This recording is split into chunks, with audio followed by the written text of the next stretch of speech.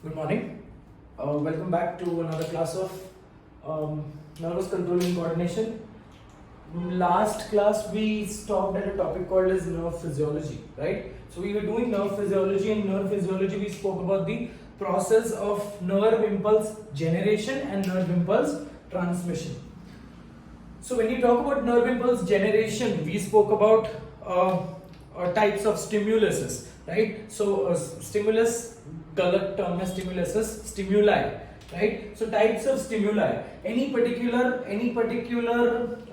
change with respect to chemicals, with respect to mechanical stimulus, with respect to heat, temperature, etc. Heat, cold, etc. ये सब जो factors हैं, they are responsible to produce a type of external effect, and that is called as a stimuli, right?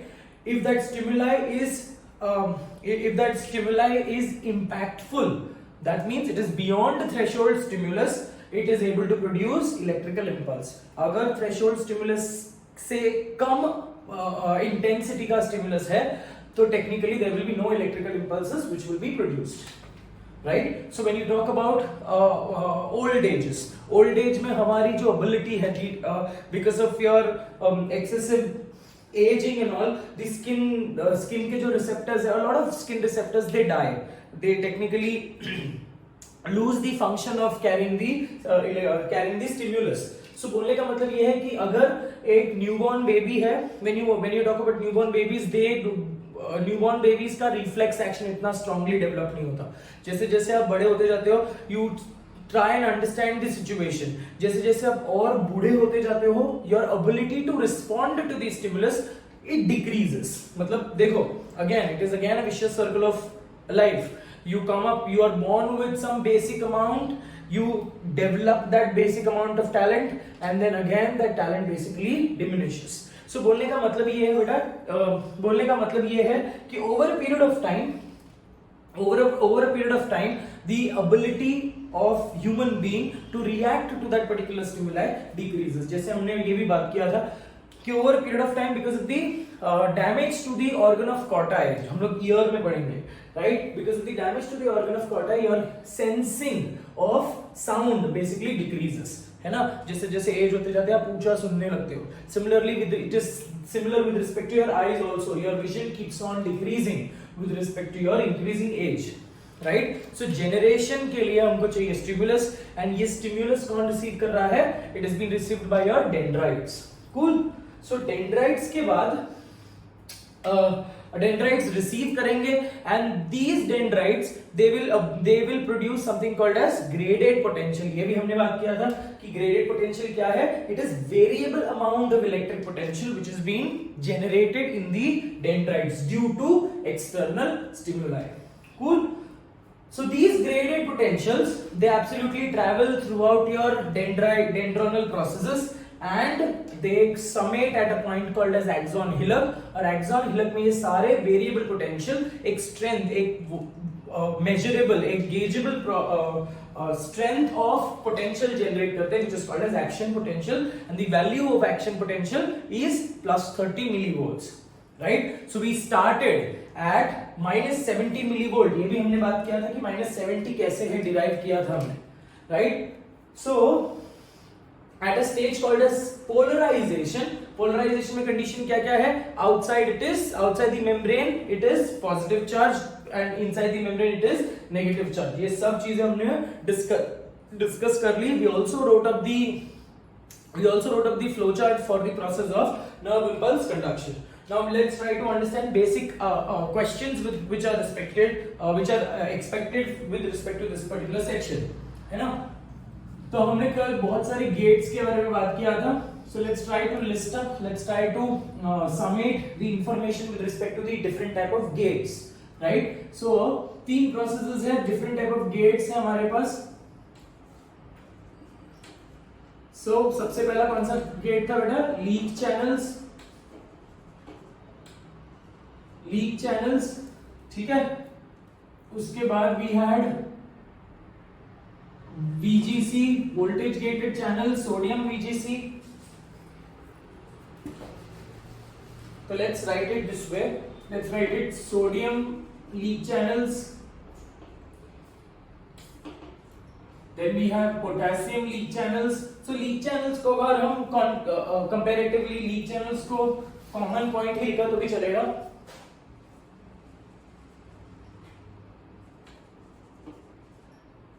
Then we have sodium VGC.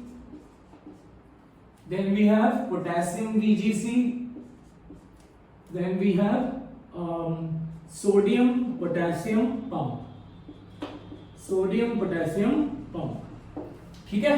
So these were the different type of gates which are responsible for that particular process of generation and transmission of electrical impulses. हम यहाँ पे वो लिखेंगे कि at different processes ये gate का function, ये gate क्या होगा basically.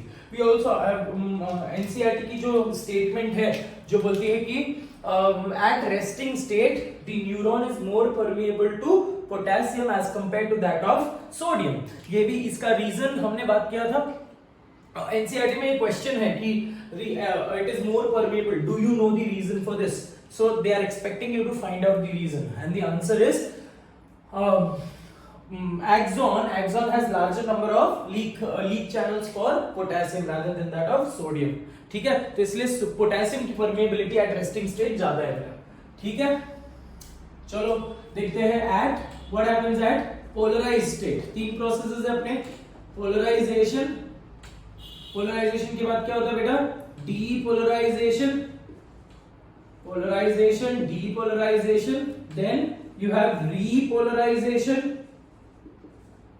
Extended time of repolarization leads to hyperpolarization. So here you are not expected to know कि सोडियम का VGC कितने टाइम के लिए खुला रहता है, 0.5 to 1 millisecond, and पोटेशियम कितने टाइम के लिए खुला रहता है, 3 to 5 millisecond. You are not expected to know this, but you are expected to know that potassium का VGC जो है वो extended time के लिए खुला रहता है, जिसकी वजह से hyperpolarization, the process called as hyperpolarization takes place. We understood the reason, the significance of hyperpolarization, that was to activate or to bring the sodium potassium pump to its functional state. चलो, तो polarization के time पे leak channel सारे खुले रहेंगे, so we'll write it as open. Depolarization के time पे open. Leak channels को कोई फर्क पड़ता है क्या? कुछ भी नहीं, है ना? तो leak channels are open throughout the processes, right? Polarisation में सोडियम का VGC ओपन है क्या? नहीं, इट इज क्लोज्ड. पोलराइजेशन में पोटेशियम का VGC is closed. Sodium potassium pump is functional. Sodium potassium pump is functional and hence we don't say open और close, क्योंकि ये जो गेट है ये this is a pump, right? So it is functional. ये एक pump के जैसे काम कर रहा है. गेट क्या है? It is a unidirectional structure. It is made up of protein. Unidirectional structure मतलब इधर अंदर से चीजें बाहर जाएगी या बाहर से चीजें अंदर आएगी, राइट? सो पंप क्या है? Pump is in by directional manner. तो अगर सोडियम बाहर जा रहा है तो पोटेशियम अंदर आएगा. This is that general particular rule. ठीक है, सो हम इसके लिए ओपन क्लोज नहीं लिखेंगे, we'll write it as functional और नॉन फंक्शनल. ठीक है बेटा, चलो आगे बढ़ते हैं. डीपोलराइजेशन में क्या क्या खुलेगा? We spoke about what is the exact reason for depolarisation. क्यों होता है depolarisation? Due to opening of sodium VGC, due to rapid influx of sodium VGC, जिसकी वजह से एक्सॉन के अंदर there is a potential difference which is created, right? So at the point of stimulus the sodium ions they undergo influx, right? जिसकी वजह से the exoplasm of that particular area becomes positively charged, and beyond that there is negatively charged exoplasm. So एक ही particular tube में दो particular strength का fluid है, दो particular strength के ions है, जिसकी वजह से potential difference is created, and this potential difference, because of this potential difference, an action potential is created, and that action potential is associated to flow throughout the length of the axon, and after it reaches the end of the axon it also gets into the next subsequent neuron. Cool? चलो फिर depolarisation में क्या क्या खुले हैं बेटा? Leak channels तो खुले हैं. सोडियम की VGC open, sodium VGC open, potassium VGC should be closed, and sodium potassium pump is non-functional. ठीक है. Repolarization, depolarization के बाद क्या हुआ? Repolarization immediately, correct? So because ये भी हमने बात किया था कि one particular second में, एक सेकंड में your neurons have this capacity, this particular caliber to carry more than 1000 impulses per second, right? So इसीलिए जैसे ही एक action potential is produced at one particular area, it travels through the length of the axon very quickly within fraction of second, so that the axon is now ready to take up another impulse. तो repolarization में क्या बोले? चलो, repolarization is due to opening of potassium VGC. So efflux of potassium VGC. So sodium और VGC क्या हो जाएंगे बेटा? Closed. Potassium VGC क्या हो जाएंगे? Open. ये क्या हो जाएगा? Non-functional. सोडियम पोटेशियम पंप क्या होगा? Non functional. सिमिलरली हाइपरपोलराइजेशन में leak channels open, sodium VGC is closed.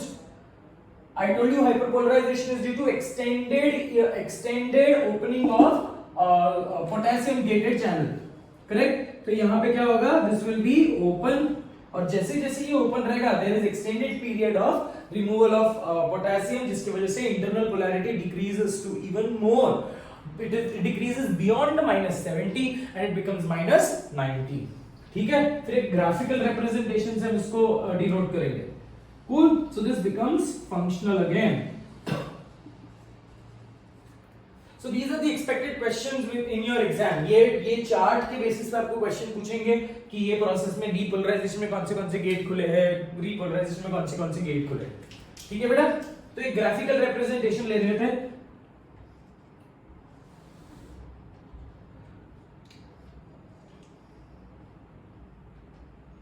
Let's mark this as -70, 0 plus 30. ठीक है. And let's mark this as -90. So पहले अपन कहां पे थे? पहले अपन थे -70 पे. -70 पे से पोलराइजेशन, मतलब technically -70 was the resting membrane potential, and this resting membrane potential kept on increasing, right? It kept on increasing and it reached a point called as +30. जैसे ही वो +30 बनेगा बेटा, जैसे ही वो +30 बनेगा, it has this ability to be transmitted or not transmitted, transmission word use नहीं करेंगे हम, conducted word use करेंगे, because transmission is from one neuron to another, conduction is within the same neuron. So it gets conducted, जैसे action potential बना, it gets conducted, and जैसे जैसे वो conduct होगा, again it comes back to, it has to come back to 70, but 70 आना काफी नहीं है, so it goes beyond 70 and it comes to again beyond 70 जाकर वो 90 पे आ जाता है, and 90 पे आने के बाद again it comes back to -70. So this is a simple graph, a simple absolutely simple graph to understand the mechanism and understand the processes of a nerve impulse conduction. ठीक है बेटा?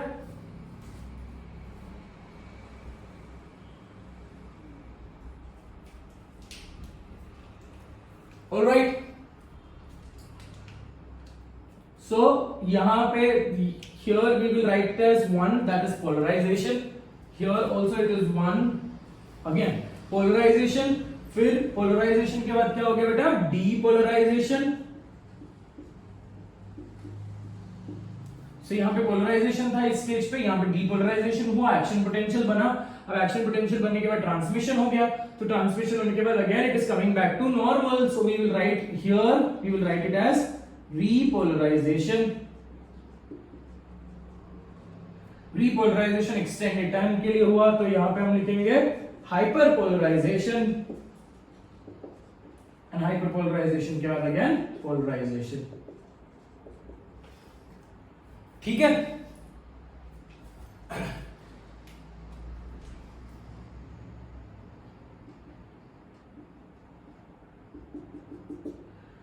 This is 1, यहां से लेकर यहां तक sodium की gate खुले रहेंगे, राइट? यहाँ पे at this particular point only sodium potassium pump will be on. Here sodium यहां से लेकर यहां तक till it reaches action potential, sodium की गेट खुलेंगे। जैसे ही एक्शन पोटेंशियल जनरेट हो गया ना, उसका काम हो गया बेटा, ठीक है?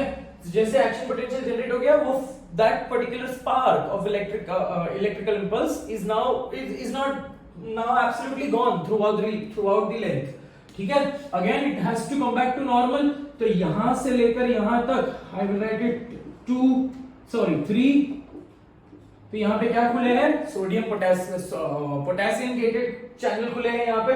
Again we will write the interpretation here, ठीक है? And at this particular point it is again at this particular point this is 4, तो 1 पे क्या है बेटा? सोडियम पोटेशियम पंप खुले हैं, ओपन नहीं लिखते हम, क्या लिखते हैं? फंक्शनल लिखते हैं। 2 पे क्या हुआ? Sodium VGC open. 3 पे क्या हुआ? Potassium VGC open. एंड 4 पे क्या हुआ? Again sodium potassium pump functional, ठीक है?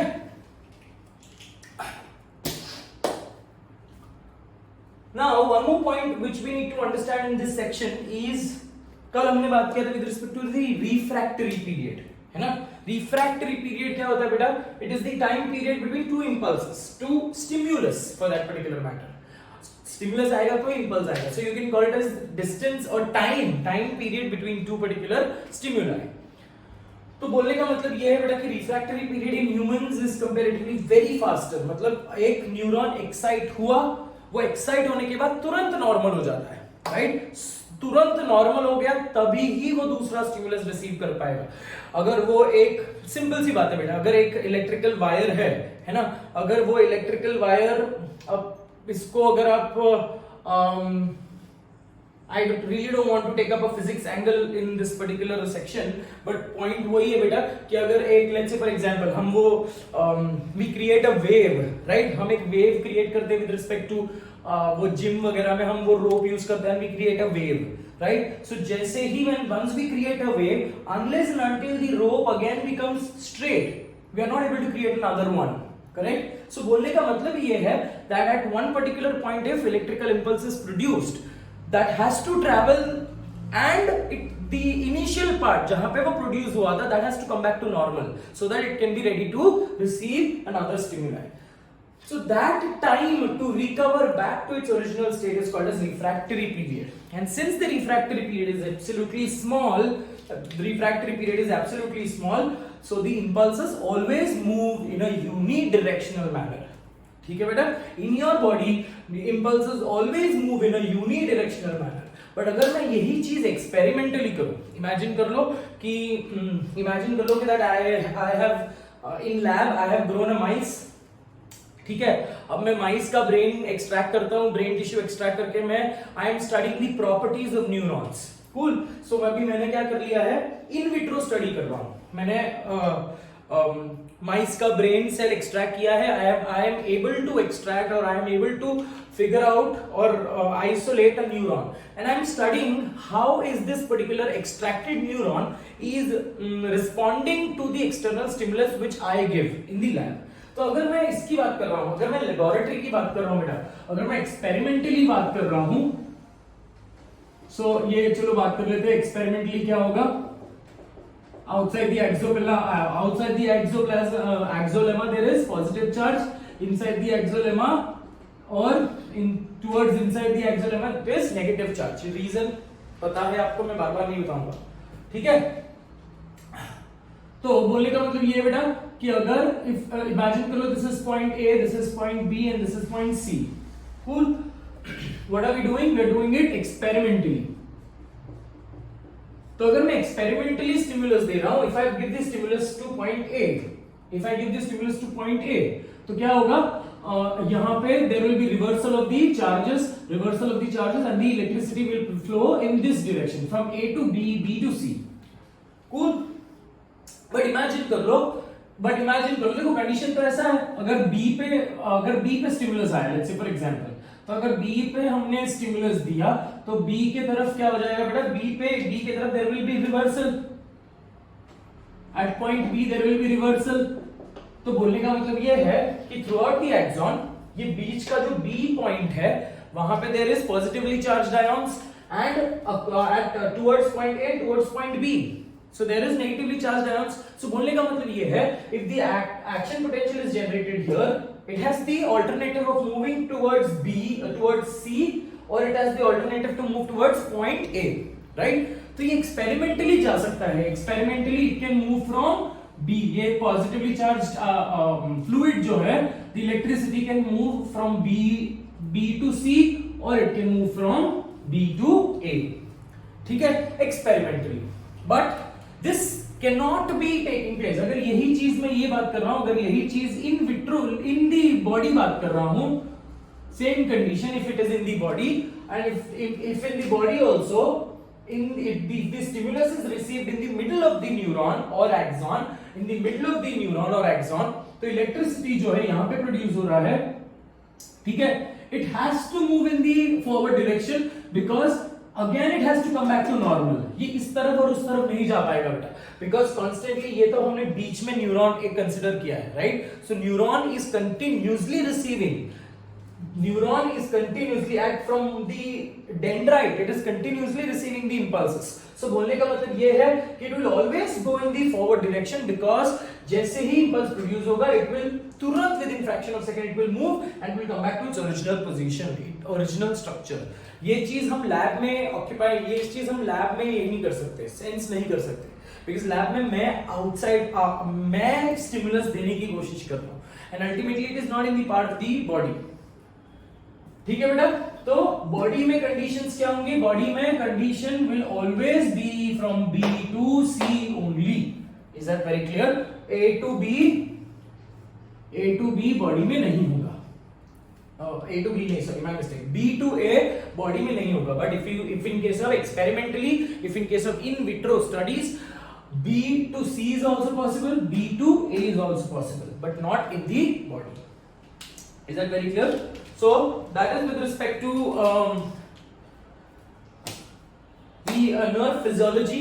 Nerve physiology में इतना ही बेटा, इसके अलावा आप अगर ये सेक्शन एनसीईआरटी से रीड करते हो, try to understand, try to read your notes first and read your NCERT का पैराग्राफ लाइन बाय लाइन, हो सके, क्योंकि वो लैंग्वेज जो है बहुत कंफ्यूजिंग तरीके से दिया है, हो सके कि आपको एक गो में समझ में ना आए, so you will have to read that particular section. कुछ सेक्शंस है एनसीईआरटी में जो बच्चों को कॉम्प्लिकेटेड लगता है, टेक्निकली दे हैव नॉट तोड़ मरोड़ के दिया है, घुमा फिरा कर दिया है, so again we have to accept that particular language itself, right? So एक बार ये नोट्स की कॉन्सेप्ट बहुत अच्छे से समझ लो. And again, I am telling you, making this particular disclaimer that this is one concept which a lot of students they find it difficult because they don't understand the exact reason. हर चीज के पीछे एक particular reason छुपा है, right? So you should be, if you know the exact reason why is it happening, you will not find it very difficult. ठीक है, तो वो पढ़ लो, उसके बाद एनसीईआरटी के वो पैराग्राफ पढ़ लेना एंड आपको एक या दो बार से एक at least more than 2 times you will have to read with a pencil, having a pencil, and try to find out what are the twisted sentences given in that. So that thing you are doing for your assignment. Cool? So let's continue. Nerve physiology, यहाँ पे nerve impulse transmission भी हो गया, सब खत्म हो गया. अब हमको बात करना है with respect to nerve physiology में ही we have to understand something called as reflex action. ठीक है?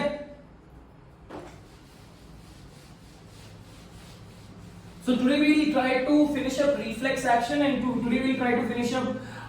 मैंने जानबूझकर ऐसे ये टॉपिक रिलेटेड लेक्चर्स बनाए हैं so that it will be convenient for me as well, so that for the next batches I will have a particular clear idea कि मेरे को एक कॉन्सेप्ट में कितने लेक्चर्स लगेंगे, right? So in other words, nerve physiology के लिए हमको 2 लेक्चर्स लग गए, मतलब 1.5 hour के 2 लेक्चर्स लग गए, ठीक है? I don't know, this might also finish up quickly, so we have 2 more topics to be done. One thing which I'm not doing it, that is synapse. Synapse की जो प्रोसेस है it is very similar to your neuromuscular junction. I want you to read neuromuscular junction. अब वो आप locomotion से पढ़ लो या आप टिश्यूज वे से पढ़ लो, कोई से भी चैप्टर से पढ़ लो, and it is very similar to that synapse. So we'll finish up this reflex action, and then we have a flowchart. Then we have types of receptors. In the next class we will start up with something called as human eye. तो ये chapter का भी last के 2 sections बचे, that is eye and ear. उसके बाद the chapter gets over. I am still waiting for the bones to come. अभी देखते हैं. If after this particular chapter we'll have to take up the 12th standard portion, 11th standard portion हमारा हो जाता है. 12th standard portion में we'll have to take up human reproduction. Again, I am helpless and I have to take this particular chapter on video, जो कि मैं टाल रहा था, but condition सही नहीं है बेटा, तो करना पड़ेगा जो भी बात है. Cool. All right, come back. So again, अच्छा नहीं, एक छोटा सा टॉपिक मुझको याद आ गया जो हम लोगों को कंप्लीट करना है before we jump into reflex action, and that is with respect to something called as saltatory conduction. ये भी चीज हमने किया हुआ है ना, saltatory conduction. So when you talk about types of nerves और types of nerve fibres, you have myelinated nerve fibers and you have unmyelinated nerve fibers. So बोलने का मतलब ये है solitary conduction or also referred to as jumping potential. Solitary conduction or jumping potential. अब solitary का मतलब क्या है बेटा? Solitaire. Solitary comes from the word solitaire. Solitaire refers to jump, right? So what do you mean by jumping potential? अगर मैं एक axon consider कर रहा हूं, and axon के around there is thick fatty layer का myelin sheath. एक ही बना रहा हूं, मुझे घंटा लगा था, बाकी बहुत लंबा unnecessary वही चीजें बनाने में, तो I am just making one for now. Cool. So ये हमको ये prior information है that if you have an axis cylinder, what's an axis cylinder? Axis cylinder is your axon, correct? So if you have an axis cylinder, you have myelin sheath which is acting like an insulator. So जो आप normal electricity का wire consider करते हो, so your copper के जो internal wires होते हैं, they are resembling your axon. उसके around जो plastic की covering होती है, that is resembling your myelin sheath.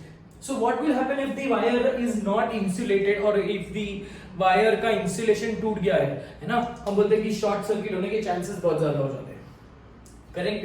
ये जो तुम्हारे बिल्डिंग्स की वो इलेक्ट्रिसिटी के बोर्ड होते हैं, वहां पे अगर वायरिंग का कुछ प्रॉब्लम हो जाता है, अगर इंसुलेशन हट जाती है, so chances of short circuit and then leading to fire ये बढ़ जाती है. Similarly, so घूम फिर कर बात क्या आ रही है? If the insulation is broken, the ions, that is the electrons from that particular wire, they tend to jump from that particular wire to another one, right? Making or creating a short circuit, है ना? हम यही concept बोलते हैं यहाँ पे. Very synonymous to that, you have a concept here that is called as jumping potential. ठीक है? अब jumping potential क्यों बोला गया है? That myelin sheath is acting like an insulator. ठीक है? So basically जहां पे myelin sheath है वहां पे gates absent होंगे.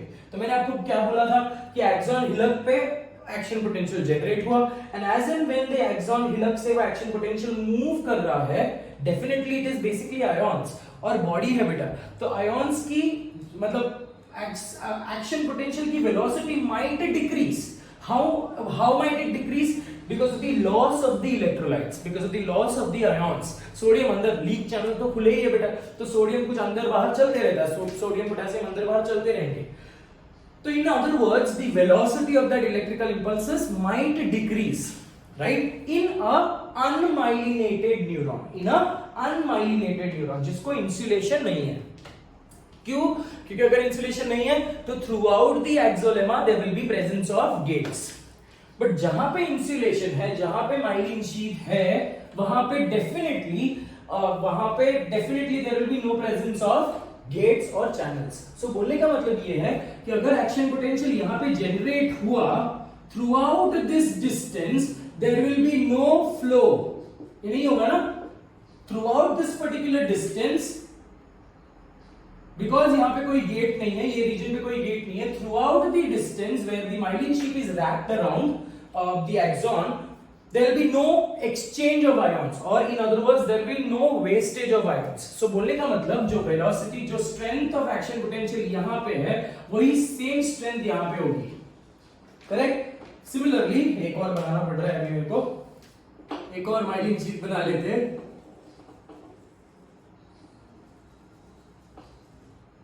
एक और बना लेते हैं, चलो बोलने के लिए तो मैंने बोल दिया था. Okay, but at this particular point, which is called as nodes of Ranvier, the nodes of Ranvier, what is nodes of Ranvier? It is a point where Schwann cell is Schwann cell is continuous and myelin sheath is discontinuous. So यहाँ पे क्या होंगे, gets होंगे, because यहाँ पे myelin sheath नहीं है. Myelin sheath makes the axon impermeable to these ions. ठीक है, electrolyte sodium and potassium. So because of the myelin sheath, sodium and potassium cannot be transported, right? तो जहाँ पे सोडियम पोटेशियम, जहाँ पे myelin sheath नहीं है, वहाँ पे वो ट्रांसपोर्ट होंगे. वहाँ पे क्या हो जाएगा बेटा, इस ये एरिया में there will be movement, अंदर बाहर आयन अंदर बाहर करेंगे, फिर डायरेक्टली एक पोटेंशियल यहाँ पे जनरेट होगा, वो through out this particular length same होगा, उसकी वेलोसिटी और उसका स्ट्रेंथ सेम होगा. And at this particular point again there will be exchange of ions. तो if you view it, आपको कैसा लग रहा है, यहाँ पे एक्सचेंज हुआ, उसके बाद डायरेक्टली यहाँ पे एक्सचेंज हुआ, उसके बाद डायरेक्टली यहाँ पे एक्सचेंज हुआ, उसके बाद डायरेक्टली यहाँ पे एक्सचेंज हुआ. सो बोलने का मतलब क्या है, एक पोटेंशियल यहाँ पे बना, वो डायरेक्टली यहाँ पे एक्सचेंज हो रहा है. So it appears to jump from one junction to another. समझ में आ रहा है बेटा? So because of the presence of myelin sheath, the potential or the action potential appears or tends to jump from one particular node to another node, one particular node to another node. But technically ऐसा हो रहा है क्या? नहीं, right? So technically यहाँ पे exchange दिख रहा है, यहाँ पे exchange दिख रहा है, but throughout the length of the myelin sheath वहाँ पे there is no exchange. So it appears to jump from one, मतलब यहाँ पे potential create हुआ, फिर यहाँ पे क्रिएट हुआ, तो यही पोटेंशियल जंप होकर यहाँ पे गया है. That is what we mean by jumping potential, right? Now what is the advantage of jumping potential? That jumping potential is seen in myelinated, it is seen in myelinated nerves or neurons, it is seen in myelinated nerve fiber. और दूसरा point क्या है बेटा? saltatory conduction. Significance of saltatory conduction, it travels faster than in unmyelinated neurons. Faster than in unmyelinated neurons. ठीक है बेटा? So faster है, approximately कितना डिफरेंस है? It is 50 times faster than in unmyelinated neurons. क्यों कॉमन सेंस है? Because यहाँ पे वेलोसिटी फास्टर इसलिए है बेटा, बिकॉज यहाँ पे एक्शन पोटेंशियल वेस्ट नहीं होता, आयन वेस्ट नहीं होंगे. Cool. So that is with respect to the jumping potential. Cool. Moving ahead. So saltatory conduction आप ये आपके पास नोट्स ऑलरेडी लिखा हुआ है, so I don't think so you should be wasting any more time in this writing this particular thing. The concept should be very well understood to you. ठीक है, आगे बढ़ते हैं with respect to the next section, that is ये हो गया. Then we have another point which is called as synapse. अब synapse का हम सिर्फ पार्ट्स पढ़ेंगे, parts of the synapse, and then we will talk about reflex action.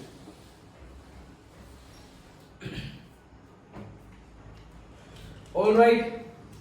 So now when you talk about synapse, it is a synapse क्या है? It is a junction between two neurons, or a neuron and a post synaptic membrane. In this particular case, post synaptic membrane, mostly it is the sarcolemma of the muscle cells. ठीक है? So synapse क्या है? It is the junction between two neurons. Synapse जो है बेटा, synapses are of two major types. That is electrical synapse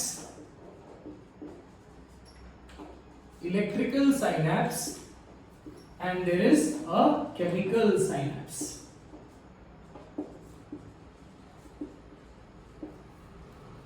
नाम बता रहा है बेटा, electrical synapse and chemical synapse. So throughout the length of the axon there is electrical energy or there is electricity. In other words, there is electrical impulse which is being transported. But जहां पे तुम्हारा neuron खत्म हुआ और अगर दूसरा neuron चालू हो रहा, दोनों के बीच में गैप है, तो definitely through that gap electricity can't flow. So through that gap chemicals flow. Hence they are called as chemical synapse. अगर गैप नहीं है, एक न्यूरॉन का end is connected to the other neuron का start, it is connected, joined, और the distance is pretty less, और they have gap junctions in between, so that is called as a electrical synapse. क्योंकि वहां पे technically there is no use of any chemical. So बोलने का मतलब ये है कि इलेक्ट्रिकल साइनैप्स कैसा होगा बेटा? There is a pre synaptic knob and there is a post-synaptic knob, a pre-synaptic knob and a post-synaptic knob, and the pre and post-synaptic knob are connected to each other by gap junctions. So ये gap junctions क्या है? Basically tunnel protein ही है ना? तो gap junctions के through the electrical impulses, that is the electrical impulse might transport from pre-synaptic knob to post-synaptic knob. ठीक है?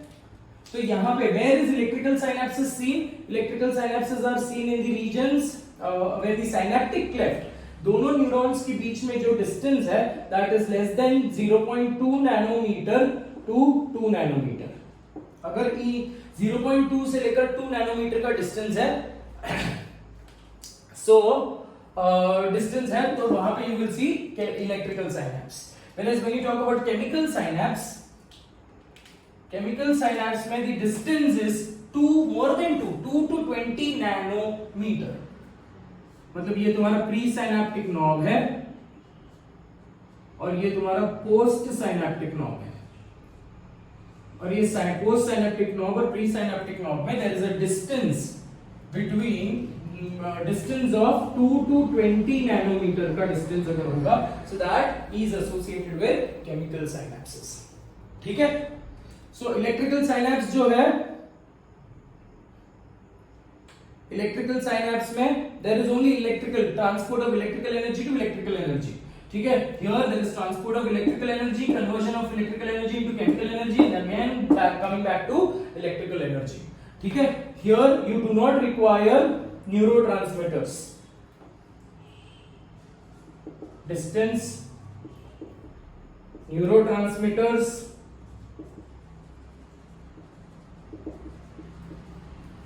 then velocity.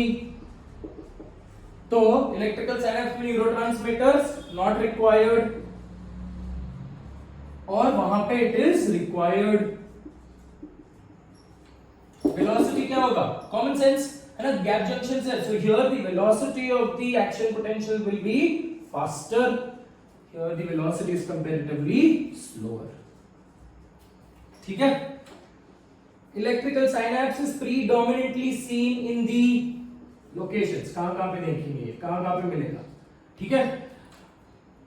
Electrical synapse is basically seen in the CNS, majorly seen in the brain and the spinal cord. Whereas a chemical synapse is seen throughout the body. It is seen in the PNS. Very clear? Throughout the body जो ज्यादा है वो electrical synapse, chemical synapse है. In the brain, throughout the brain में ही neuron का connection है, that is joined and they are electrical synapse. ठीक है बेटा? अब हम बात करेंगे with respect to chemical synapse. The word chemical synapse or chemical synapse was much more clearly explained by a scientist called as Henry Dale. ठीक है? So you are doing chemical synapse on your own. I am not doing it. I am not dealing with it. ठीक है? बोलने के लिए देखो मेरा काम मैं कर दूंगा, मैं कुछ लिख नहीं रहा हूं, बट आपको यही समझना है कि साइनैप्स में होता क्या है. There is a pre synaptic knob, pre synaptic knob and there is a post synaptic knob. अब यहां पे तुम्हारा लिगैंड गेटेड चैनल्स काम आते हैं बेटा, ठीक है।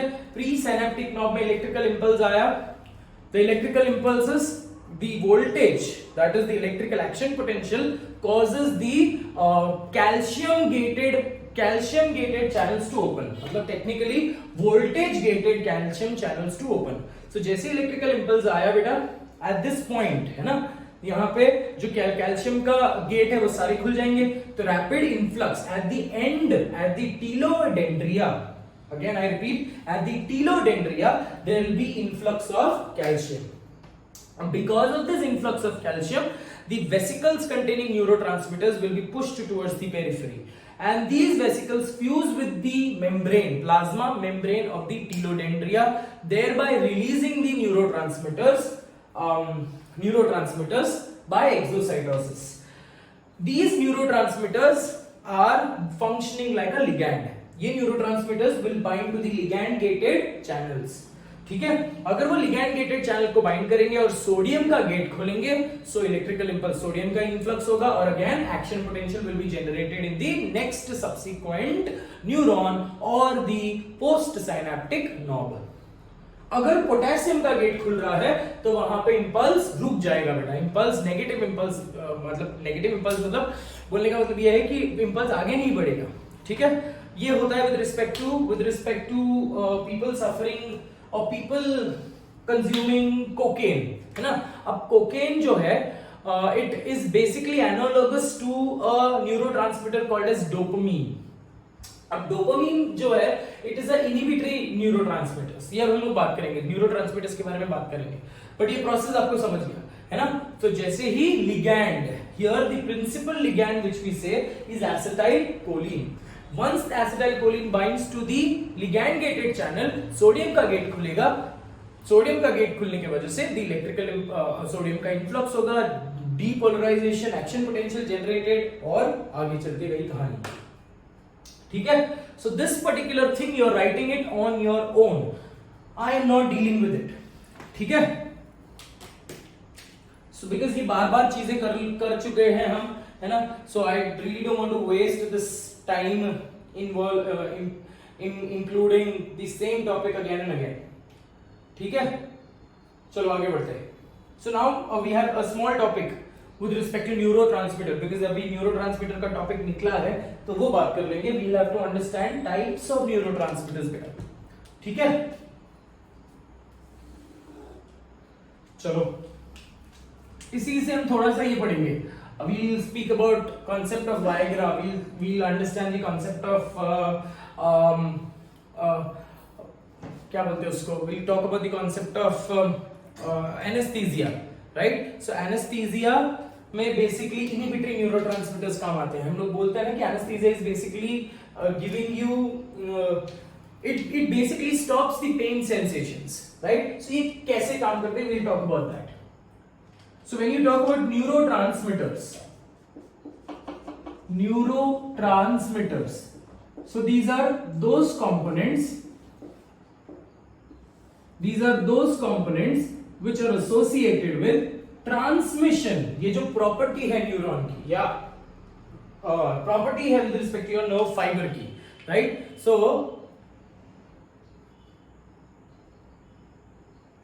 Property of nerve fibre, so when you talk about transmission, दो न्यूरॉन्स के बीच में there is transmission of electrical impulses, right? So transmission करवाने वाले जो components हैं, जो molecules हैं, they are referred to as neurotransmitters, right? So majorly when you talk about a few neurotransmitters, एक जो तुम्हारा acetylcholine है ना, acetylcholine is a phospholipid. Similarly adrenaline, noradrenaline, ये जो है they are amine derivatives. Serotonin, serotonin, histamine, ये amine derivatives है। GABA, that is gamma aminobutyric acid, is again an amino acid component. It is a non-proteinaceous amino acid. Similarly you have dopamine again, which is a catecholamine. So ऐसे बहुत सारे components हैं। Nitric oxide, which is a gas. So ऐसे बहुत सारे neurotransmitters है। We cannot say chemically neurotransmitter ये है ना। Chemically it can be anything. Chemically it can also be a simple amino acid, जैसे glycine is the simplest amino acid, ठीक है. So glycine and glutamine, glycine and glutamate, ये दो जो component है, they are amino acids and they are also functioning like neurotransmitters. So any particular component associated with transmission of electrical impulses from one particular neuron to another neuron is called as neurotransmitters. So based on the function or based on the function which they do, there are two types of neurotransmitters, something called as excitatory neurotransmitters and inhibitory neurotransmitters.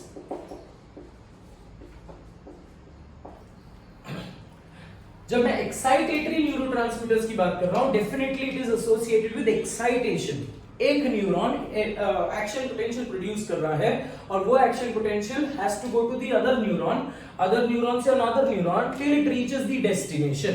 Correct. The destination is a effector organ. तो excitatory neurotransmitter मतलब जो action potential को आगे आगे आगे बढ़ने में help करेगा. Whereas inhibitory neurotransmitter action potential को आगे जाने ही नहीं देगा, रोक देगा. Right? It inhibits the ability. Like classically अगर मैं example की बात करूं, है ना, classic example की बात करूं with respect to if you are awake, है ना, if you are consciously awake, you are able to respond to any type of stimulus. मतलब आपकी body, आपके brain में there is action potential which is being generated and because of the excitatory neurotransmitter, the action potential reaches to a particular destination. But अगर मैं inhibitory की बात करूं, है ना, for example if you are listening to my lecture और ऐसे कभी कभी हो जाता है ना, बोरिंग हो जाती है, कुछ चीजें बोरिंग हो जाती है और आपको नींद आने लगता है. मतलब बोलने का मतलब क्या है, that you have stopped taking up the stimulus, है ना. तो आपने स्टिमुलस लेना ही कम कर दिया जिसकी वजह से एक्शन पोटेंशियल कम होते गया है एंड एक्शन पोटेंशियल आगे तक पहुंचेगा ही नहीं, है ना. It will not be able to reach your brain. कुछ चीजें जैसे हम नींद में अगर पढ़ाई करते हैं या सोते पढ़ाई करते हैं, है ना, तो आधी चीजें याद रहती है, कुछ चीजें याद नहीं रहती. तो बोलने का मतलब क्या है, some stimuli were able to generate action potential and they were able to reach the destination, that is the association area of your brain. But कुछ stimuli could not produce that particular action potential जिसकी वजह से वो पहुंच नहीं पाए. So पहुंच नहीं पाए because अब देखो कहां गया फिर एक्शन पोटेंशियल. अगर एक न्यूरॉन में बना है तो गया कहां पे, right? They do not reach the other neuron because of the presence of inhibitory neurotransmitters. Similarly, heart में अगर मैं हार्ट रेट इंक्रीज करा रहा हूं, मतलब हार्ट की मस्कुलर एक्टिविटी इंक्रीज करा रहा हूं, सो हार्ट रेट अगर इंक्रीज हो गया 1 मिनट में, if it is beating 100 times, right, 100 times per minute, so इसका मतलब क्या है, रिपीटेडली एक्शन पोटेंशियल जनरेट हो रहा है. बट अगर हार्ट रेट कम हो रहा है बेटा, इसका मतलब action potential is not reaching that particular, not reaching again and again. So बोलने का मतलब हार्ट रेट अगर कम हो रहा है, so there inhibitory neurotransmitters are functioning. ठीक है. सो एक्साइटेटरी न्यूरोट्रांसमीटर्स जो है, दे आर एसोसिएटेड. अब न्यूरोट्रांसमीटर्स बाइंड किस पे होंगे, they will bind at the ligand gated channels. So because they work as ligand, excitatory and inhibitory. Excitatory neurotransmitters will open sodium VGC, whereas inhibitory neurotransmitters will open potassium VGC. ठीक है, sodium VGC and potassium VGC. अब कुछ examples याद करने हैं आप लोगों को. सबसे important and favourite excitatory neurotransmitter is acetylcholine, a type of phospholipid. Acetylcholine. अब acetylcholine is excitatory across. It is the principal neurotransmitter which is associated for bringing about your muscular activity. कोई भी मस्कुलर एक्टिविटी हो, वो तुम्हारी peristalsis हो, वो तुम्हारी heart की मस्कुलर एक्टिविटी हो, या आपके स्केलेटल मसल की एक्टिविटी हो. ठीक है. So neurotransmitter is excitatory in this particular case, it is inhibitory also. So acetylcholine हम इनहिबिटरी भी लिखेंगे, but acetylcholine is only inhibitory with respect to heart. Only in the heart acetylcholine is inhibitory. ठीक है. So acetylcholine दोनों है. Similarly adrenaline and noradrenaline. ये भी दोनों है बेटा, adrenaline and noradrenaline, both of them are both excitatory neurotransmitter and also they are inhibitory neurotransmitter. चलो इसका भी एग्जांपल ले लेते हैं. एक्साइटेटरी कहां पे है और इनहिबिटरी कहां पे है? एक्साइटेटरी वो कहां पे है? For example when you talk about people who take amphetamines, है ना, सुपरमैन ड्रग्स, सो वहां पे एसिटाइल एड्रेनालिन का synthesis is increased. So this adrenaline basically is associated with increased muscular activity, increased blood pressure, increased heart rate. ये heart rate को increase करा रहा है, ठीक है, मतलब heart की contraction per minute को increase करा रहा है. That means there it is acting as excitatory, right? But adrenaline also causes the relaxation of your bladder muscles, correct? अगर वो रिलैक्सेशन करवा रहा है ब्लैडर मसल्स का, मतलब ब्लैडर मसल्स कॉन्ट्रैक्ट करने के लिए, ब्लैडर मसल्स अगर कॉन्ट्रैक्ट करेंगे, यूरिनरी ब्लैडर के muscles, that is when you can urinate, micturate, right? But अगर ये रिलैक्स करवा रहा है, दैट मींस, क्योंकि जरूरत नहीं है ना, हमने ये सिंपैथेटिक नर्वस सिस्टम के बारे में पढ़ा है, तो adrenaline there is acting like a inhibitory neurotransmitter. Is that very clearly understood, right? So ये दो पर्टिकुलर सेक्शंस है जो कॉमन में आएंगे. एसिटाइलकोलिन एक ही जगह पे इनहिबिटरी है, that is only in the heart. Very important from the exam point of view. Cool. Moving ahead. So the next type which we talk about is excitatory. और examples आएंगे बेटा, histamine. Inhibitory में एक example ले लेते हैं, serotonin, ठीक है. एक्साइटेटरी में और एग्जांपल्स आएंगे, नाइट्रिक ऑक्साइड, इनहिबिटरी में एक एग्जांपल आता है बेटा, गाभा, that is gamma amino butyric acid.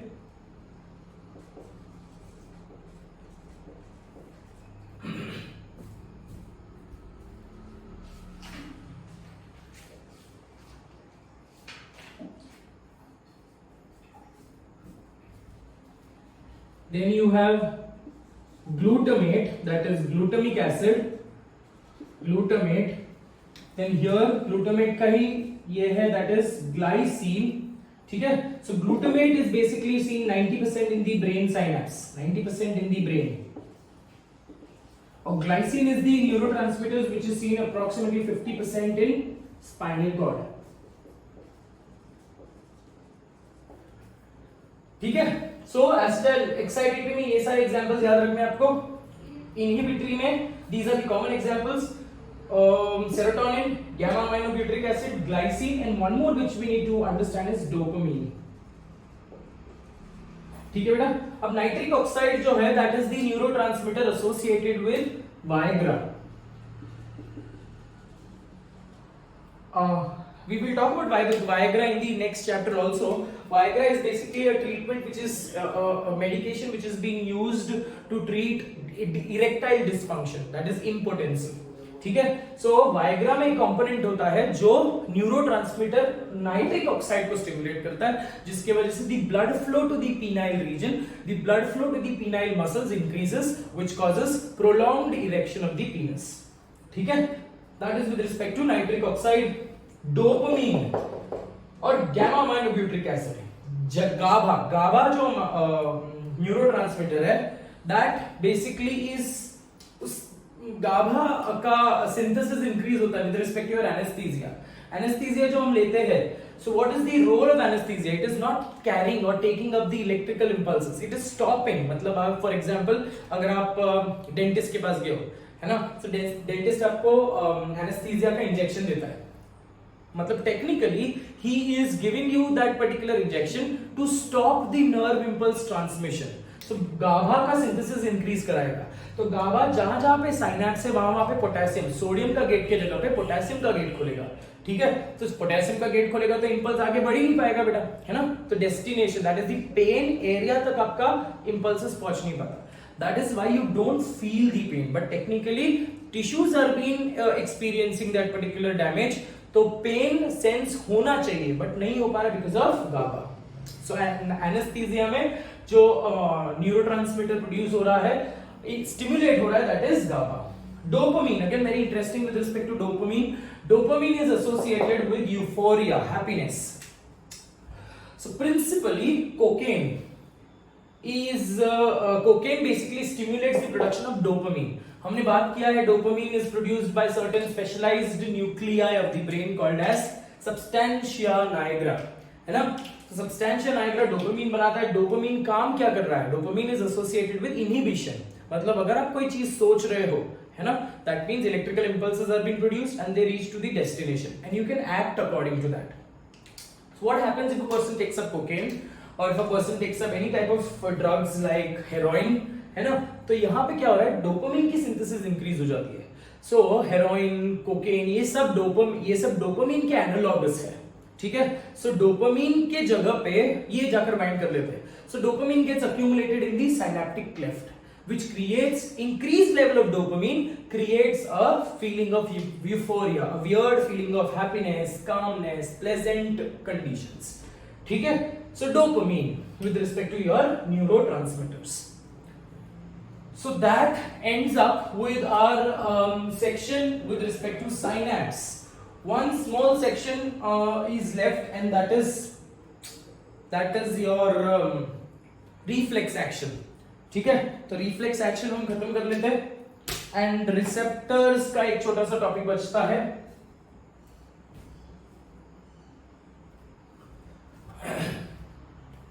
So we'll take up reflex action in a short while. Because what we can do is we can take up reflex action and types of receptors in the next class. So for today, this much ends up our session today. So in the next class, or maybe in the next class, I'll put up 2 videos back to back so that it ends up. I don't want to extend this particular video beyond the time again. So we will stop. We only have 2 more topics to complete. Pavlov's experiment, conditioned reflexes. तो time लगेगा उसको भी, एक आधा घंटा उसको लगेगा and receptors को एक 15-20 मिनट लगेंगे. So on an average 45 minutes का लेक्चर और बाकी है बेटा, ठीक है. So and beyond that we will take up eye. So for now that is all for today. Take care of yourself. God bless you. I will see you in the next class.